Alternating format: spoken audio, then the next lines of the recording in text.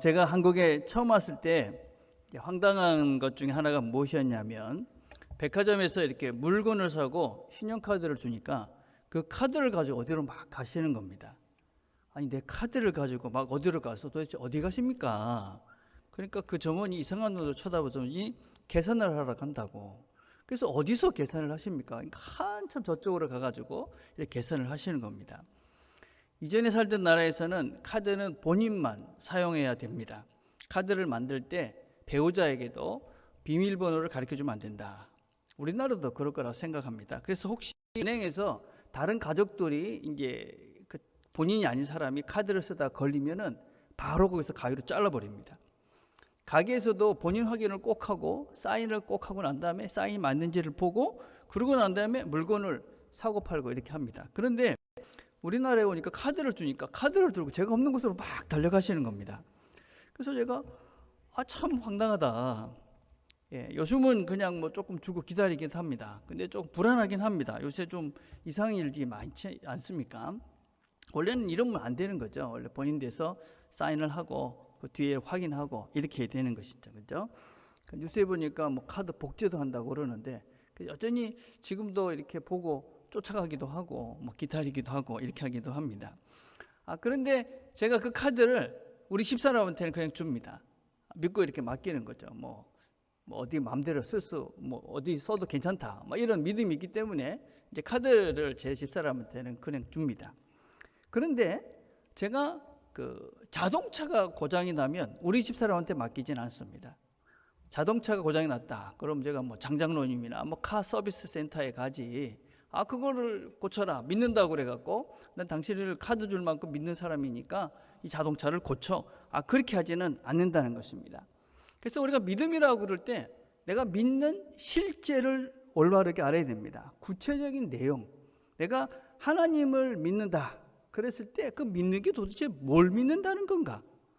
우리가 어떤 하나님을 믿는다고 그랬을 때도 이게 관념적으로 막연히 이렇게 믿는다 이렇게 해버리면 실제 현실에 어떤 문제가 부딪혔을 때는 그냥 아무런 힘을 내지 못하고 그냥 무의미하게 그냥 믿음이 무너지는 것들을 봅니다. 내가 하나님을 믿는다. 그러면 구체적으로 어떤 하나님을 믿는 것이고 또 어떤 상황 속에서도 나는 이 하나님을 믿는다 하는 것에 대한 실제적인 내용이 있어야 됩니다. 그래서 우리는 그런 상황이나 현실들 속에서 그 하나님을 경험하고 깨닫고, 그래서 내가 하나님 믿는 하나님은 이런 분이구나, 또 내가 이런 하나님을 믿는구나. 그래서 실제 문제들 속에서도 현실 속에서도 그 믿음으로 현실의 문제를 이겨가는 것이 신앙인들이다라고 할 수 있습니다. 오늘 본문을 가봅시다. 그날 저물 때에 제자들에게 이르시되 우리가 저편으로 건너가자 하시니 그들이 무리를 떠나 예수를 배에 계신 그대로 모시고 가매 다른 배들도 함께 하더니 큰 광풍이 일어나며 물결이 배에 부딪혀 들어와 배에 가득하게 되었더라. 바다 교편으로 건너가자. 갈릴리 호수가 있고 저편이 있습니다. 그 교편이 무슨 의미인지는 우리가 다음 주에 한번 생각을 해보려고 합니다. 저녁 늦은 시간이었습니다. 늦은 시간에 뭐 별로 바다에 안 가고 싶지 않습니까? 근데 주님께서 가자. 그러니까 좋은 마음을 가지고 그냥 주님과 함께 그 배를 타고 이 갈릴리 호수를 건너가고 있었습니다. 그런데 광풍이 불어닥치고 또 물이 가득 차가지고 이 배가 위태롭게 됐다 하는 것입니다. 우리가 주님의 말씀을 따르고 또 예수님을 모시고 사는 그런 사람도 삶의 항해를 하다 보면 이런 예상치 못한 광풍을 만납니다. 하나님께서는 선인과 악인에게 똑같이 햇빛을 내려주십니다.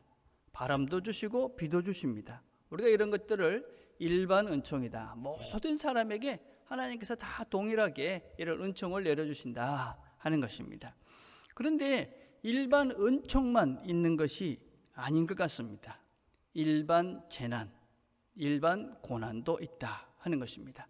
재난이 닥치면 그 재난이 그리스도인만 피해가지 않습니다. 태풍이 오고 홍수가 나고 가뭄이 난다고 그래서 우리 집만 그것이 나만 다 피해서 그 재난이 피해가지는 않는다 하는 것입니다. 물론 하나님께서는 그런 재난 가운데서도 우리를 특별히 보호해 줄 수 있으신 분입니다. 특별한 은혜지요. 그러나 대부분의 우리 모두는 그런 재난 속에 함께 그 재난을 겪어가게 됩니다. 코로나19를 우리가 겪으면서도 동일한 것이죠. 코로나 바이러스가 교회만 피해가지 않습니다. 우리는 실제로 그걸 다 알고 있죠. 그래서 우리는 그것들을 조심하는 것입니다. 우리가 전염병이기 때문에 우리 자신도 중요하지만 우리의 이웃도 소중하기 때문에 우리가 더 조심하면서 배려를 합니다. 근자의 후배 목사님 교회에서 확진자가 나왔다, 이런 소식을 들었습니다. 교회 집사님이 2차까지 다 주사를 맞으셨는데 목욕탕에 가셨다가 그만 확진이 되신 것입니다. 그래서 그날 예배 참석한 모든 분들이 다 검사를 하고, 또 주일학교에 다니는 아이들의 부모님들도 다 하고, 근데 그 부모님들 중에는 믿지 않는 분들이 계시고, 근데 또 이렇게 검사를 하다 보니까 2, 3일씩 일도 못하고 막 이래가지고 정말 너무 힘든 시간을 지금 보내고 있다, 그런 말씀을 나눴습니다. 우리가 그 교회를 보면서 그 교회가 뭘 죄를 지었기 때문에 그렇다, 그렇지 않죠, 그죠? 우리 모두가 당할 수 있는 그런 일들입니다. 그래서 우리 교회는 좀 더 보수적으로, 또 천천히, 또 특별히 뭐 교회마다 형편이 다 다르지 않습니까? 또 우리는 이런 공간적인 여유가 좀 있으니까 우리는 조금 천천히 여유 있게 안전을 제일 우선으로 하면서 우리가 할 수 있는 사회적인 배려를 최선을 다해서 하면서 우리가 이 코로나 시대를 대처해 가려고 그럽니다. 우리 다른 방편들을 우리가 다양하게 사용을 하고 있습니다. 여러분들이 그런 다양한 방편들을 참석을 하시면서 우리가 말씀과 기도와 영적인 이런 훈련은 지속적으로 잘 해가셔야만 합니다. 그래서 재난이나 홍수나 이런 재해, 전염병이 교회라고 그래서, 그리스도인이라고 그래서 그것을 피해가지는 않습니다. 그렇지만 분명한 것은 또 무엇이냐면, 우리는 이런 재난과 재해를 당했을 때에 하나님을 모르는 사람들처럼 대처하지는 않습니다. 또 이 문제를 그렇게 바라보지만도 않습니다. 하나님을 모르는 사람들은 운이 없다, 재난 재해다, 어떡하겠노, 이러고 넘어갑니다. 또 잘못된 신학을 가진 분들은 하나님의 징계다, 마지막 때가 다 됐다, 이러면서 단정적으로 이런 현상들을 자기 주관으로 그렇게 판단을 해버립니다. 그것은 잘못된 것입니다. 우리는 분명한 이런 모든 역사적인 현실들 속에서 분명한 하나님의 뜻이 있다. 하나님께서 이런 현실들 속에서, 이런 재난들 속에서, 이것이 우리가 참 감당하기 어렵고 우리가 이해하기 힘든 현실이지만 분명 이 속에 하나님의 뜻이 있고, 또 그 속에 하나님의 선하신 뜻이 있다. 우리를 틀림없이 좋은 곳으로 인도해 가실 것이다 라는 믿음으로 이런 고난과 재해 앞에 우리가 믿음을 가지고 당당하게 서가는 것입니다. 그래서 우리가 이런 현실들을 보시면서 광풍이 닥쳤기 때문에, 또 내 앞에 어떤 감당치 못한 문제가 생겼기 때문에 내가 예수를 이렇게 잘 믿는데 왜 도대체 이런가 낙심하고 낭망할 것이 아니라 하나님의 선하신 뜻이 있을 것이다. 그래서 우리가 그것들이 무엇인지를 깊이 기도하시면서 하나님의 선한 뜻들을 찾아가야 되는 것이 우리가 이 재난과 문제 앞에 서 있는 우리의 모습입니다. 제자들이 광풍을 만났습니다. 그러니까 주님을 깨웁니다. 예수께서는 고물에서 배기를 빼고 주무시더니 제자들이 깨우며 이르시되 선생님이여 우리가 죽게 된 것을 돌보지 아니하시나이까. 제자들이 예수님을 깨운 것은 아주 잘한 것입니다. 우리가 문제가 생기면 주님 앞에 나가서 도대체 이게 왜 그렇습니까? 물어야 됩니다. 그런데 이 제자들의 태도는 문제가 있습니다. 제자들이 깨우며 이르되 선생님 우리가 죽게 된 것을 돌보지 아니하시나이까. 이 표현은 예수님을 질책하는 것입니다. 아니 귀신도 쫓아내고 중풍병도 고치고 문둥병도 고치고 모든 걸 하실 수 있는 분이 도대체 우리가 이렇게 힘든 상황인데 왜 가만히 계십니까? 하는, 도대체 하나님 당신이 정말 우리를 사랑하시는 분입니까? 정말 우리를 돌보시는 분입니까? 그렇게 하나님 앞에, 예수님 앞에 질책을 하고 있는 장면입니다.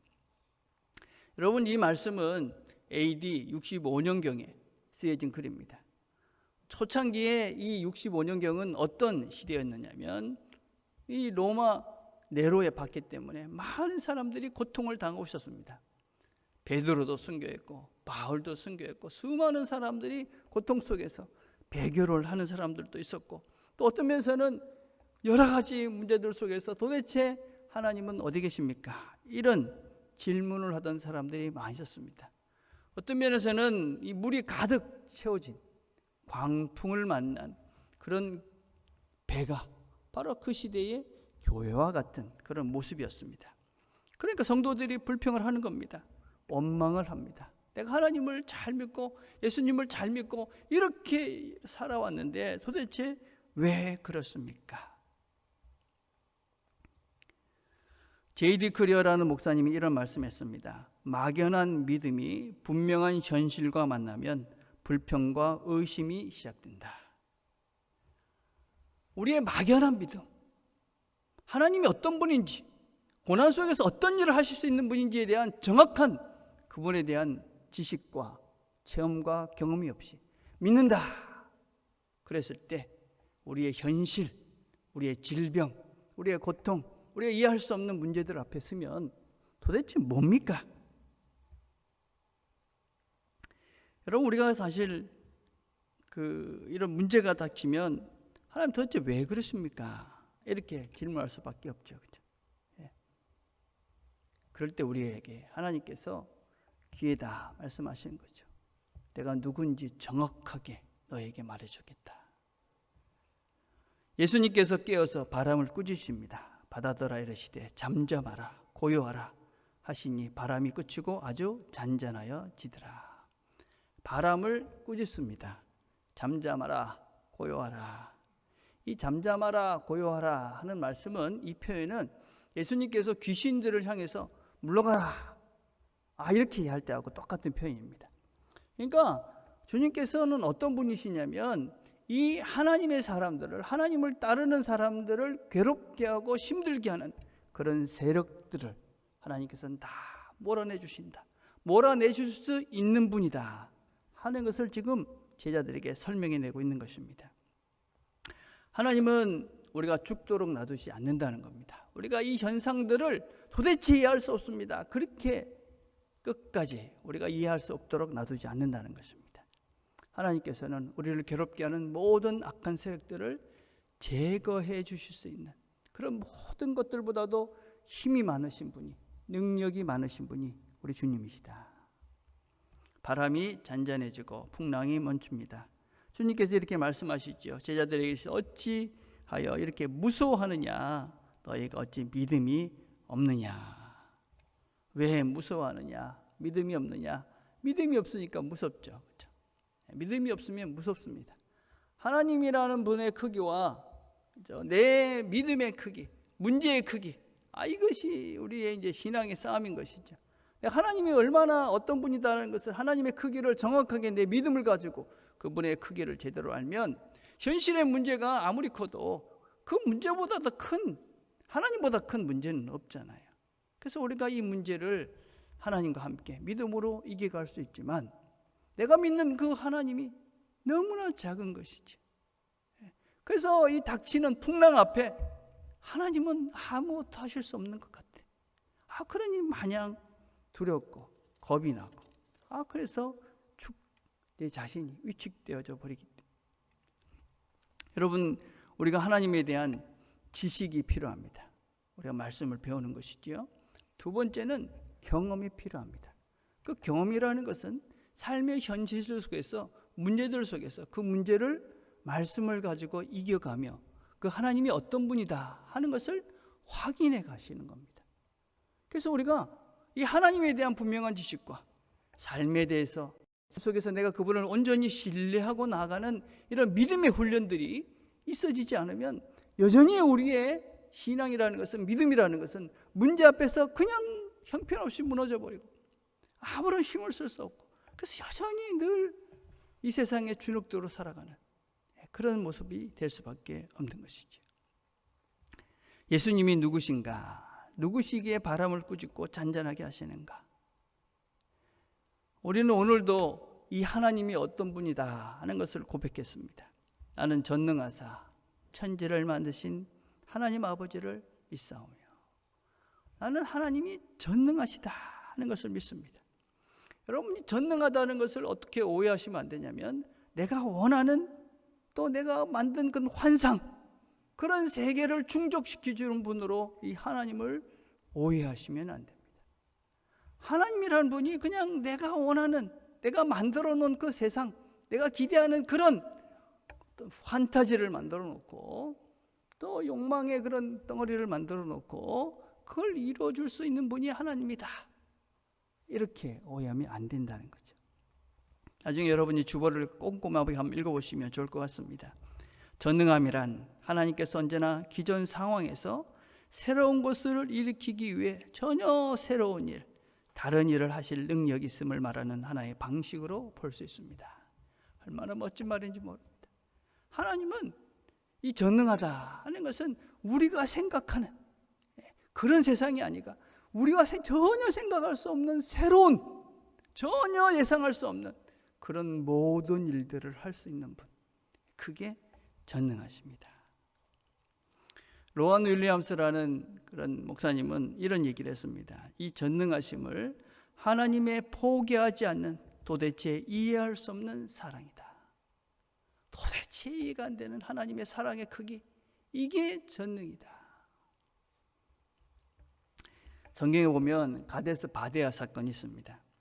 하나님께서 이스라엘 백성들을 출애굽을 시키잖아요. 그래가지고 그 광야에서 이스라엘 백성들을 정말 많은 이적과 구름 기둥과 불 기둥으로 그들을 인도하면서 가데스 바네아라는 곳까지 갑니다. 요단강 앞에까지 그들을 인도해 가지요.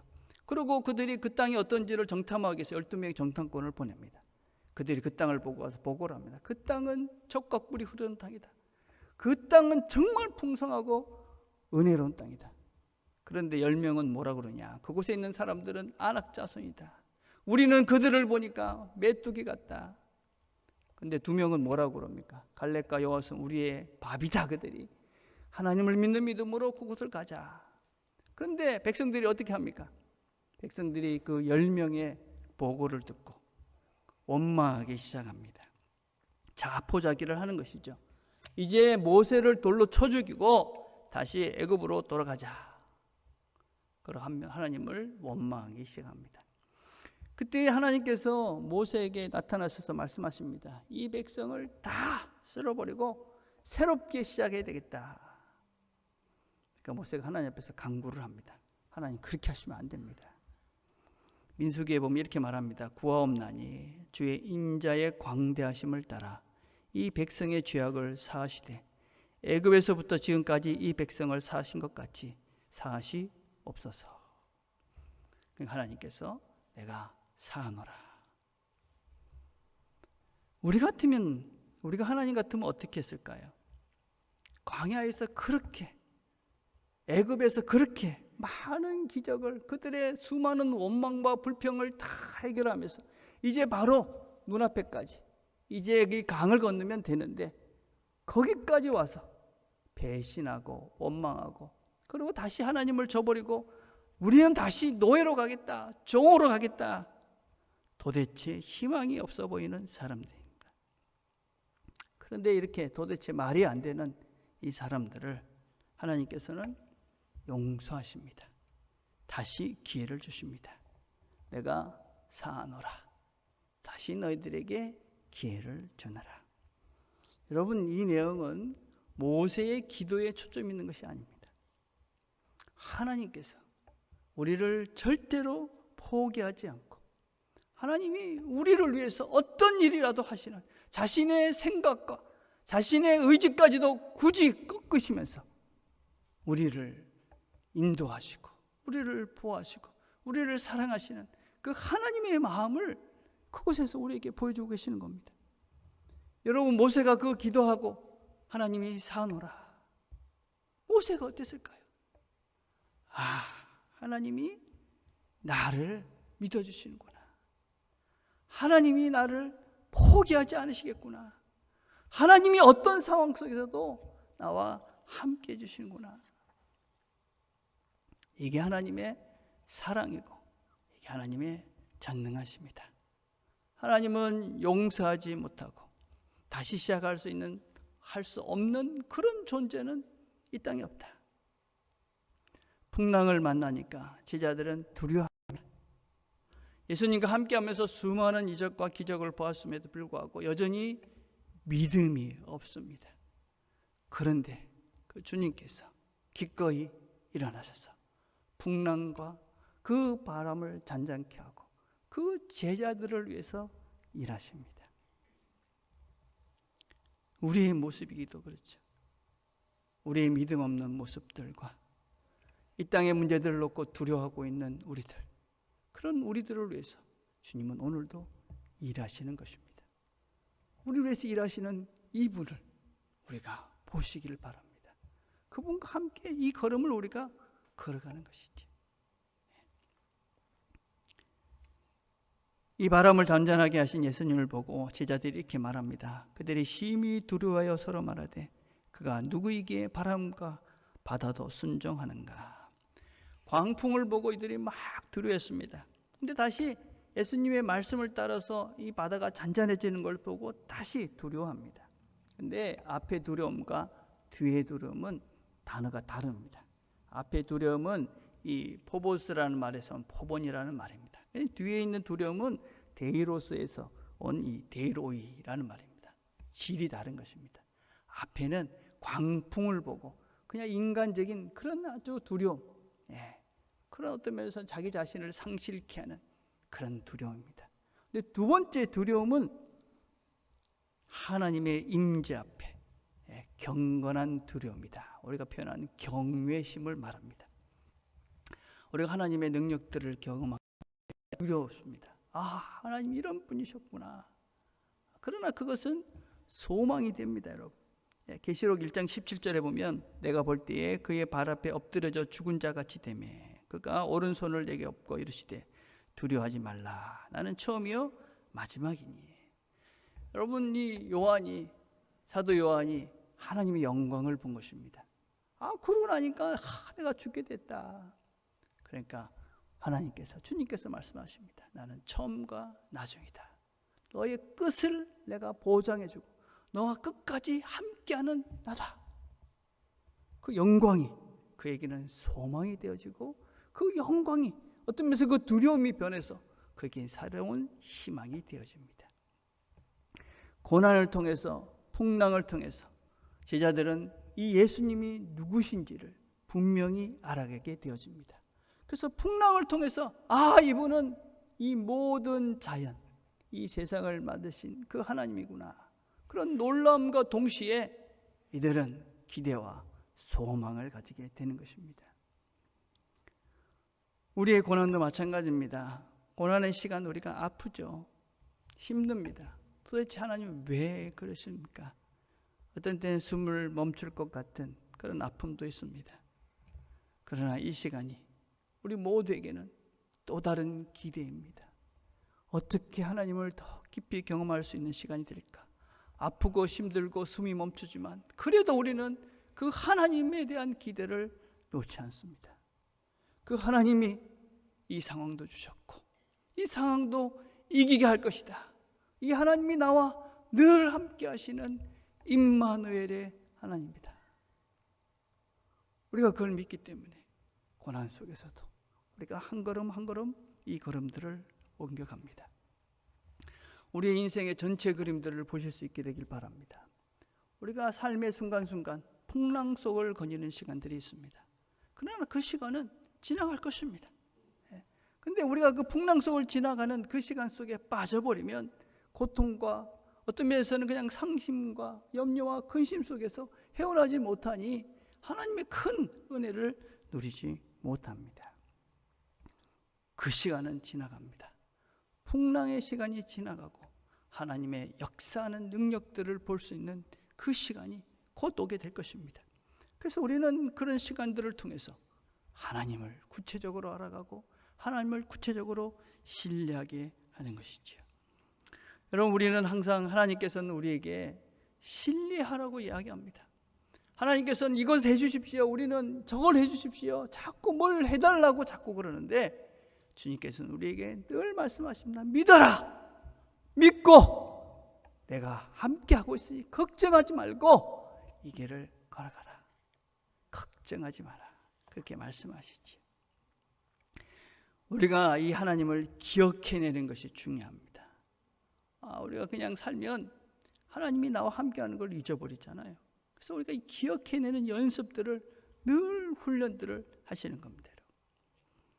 여러분 날마다 말씀을 묵상하는 것이 무엇이냐? 그것이 바로 하나님을 기억해내는 것입니다. 전 요새 우리 아이들 큐티 보면서 배우는 게 많습니다. 영상 잠깐만 보려고 합니다. 여러분 우리 큐티아이 하는 어린아이 중에 두 번째로 어린아이가 누구냐면 하준입니다. 여러분. 한번 영상을 하나 잠깐 보겠습니다. 하준아, 하준이는 하나님을 만나고 싶을 때가 있어? 하나님, 네. 언제? 하율이가 동생이 화나거나 짜증났을 때. 그래? 그러면 그때 하나님을 만나고 싶을 때 하준이는 어떻게 해? 하나님을 생각해요. 생각해? 그리고 하율이가 동생이 조금 더 짜증나거나 화났을 때는 마음속으로 기도를 약간씩 해요. 그래, 우리 하준이는 하나님 생각을 되게 잘 하나 보구나, 자주. 네, 왜냐면 이제 제가 추기 영정도 찍다 보니 하나님이 생각나요. 빨리, 자주. 그렇구나. 그러면 우리 하준이는 네. 이 큐티를 찍으면서 하나님 네. 생각을 더 잘 할 수 있어서 너무 감사하다. 감사, 그리고 행복, 사랑, 기쁨. 네, 여러분 참 은혜스러운 말이죠. 하나님 말씀을 이렇게 같이 공부하고 하나님 말씀을 읽으니까 하나님 생각을 자주 해야 된다. 하나님 말씀을 여러분 같이 한다는 게 하나님과 함께 하는 것이죠. 이 훈련들을 얼마나 우리가 열심히 하느냐, 얼마나 하나님 말씀과 함께 하느냐, 이 싸움이 바로 우리가 하나님과 내가 함께하는 그 하나님의 임마누엘 하나님을 누리며 살 수 있는 시작인 것이죠. 여러분 두 번째는 자연을 잘 보십시오. 자연. 하나님은 이 세상 모든 것들을 창조하신 우리의 아버지가 되시는 분입니다. 그 창조의 손길들 속에서 하나님의 손길들이 있는 것이죠. 그죠? 여러분 세월이 많이 이제 지나가서 벌써 그죠? 오늘 갑자기 추워졌잖아요. 가을이 됐어요. 얼마나 아름다운 변화들이 일어나고 있습니까? 시간이 나시면 여러분 한번 산에도 가보시고, 그래서 하나님께서 만드신 이 세상을 보십시오. 자연은 하나님의 또 다른 말씀입니다. 여러분 자연은 그 속에서 우리에게 말씀하시는 하나님의 소리를, 음성을 우리가 들었을 때가 참 많습니다. 그렇죠? 여러분 그래서 지나가는 꽃들을 보시고, 이 푸른 하늘들을 보시고, 또 밤하늘에 떠 있는 달들을 보시면서 그 하나님께서 나에게 뭐라고 말씀하시는지, 하나님께서 들풀도 입히시고 또 하늘 나는 새들도 먹이지 않습니까? 그 하나님의 음성들이 그 속에서 나한테 말씀하고 계시는 것이죠. 시간이 지나면 우리의 시간들 속에서 우리는 모두가 주님과 함께 이 길을 가지만 풍랑을 만납니다. 그러나 걱정하지 마십시오. 우리와 늘 함께 하시는 그 주님이 그 풍랑을 이기고 잠잠케 하고 또 다른 하나님을 우리가 볼 수 있도록 인도해 가실 것입니다. 우리가 힘들게 하는 그 모든 것들도 넉넉하게 다 제거하실 수 있는 그 하나님께서 우리의 힘듦이 선함으로 하나님을 더 깊이 알아가는, 하나님이 원하시는 멋진 사람으로 만들기 위한 하나님의 도구임을 우리가 명심하시고, 이 한 주도 하나님과 함께 평안과 기쁨을 누려가는 저와 여러분이 되기를 간절히 바라겠습니다. 기도하겠습니다.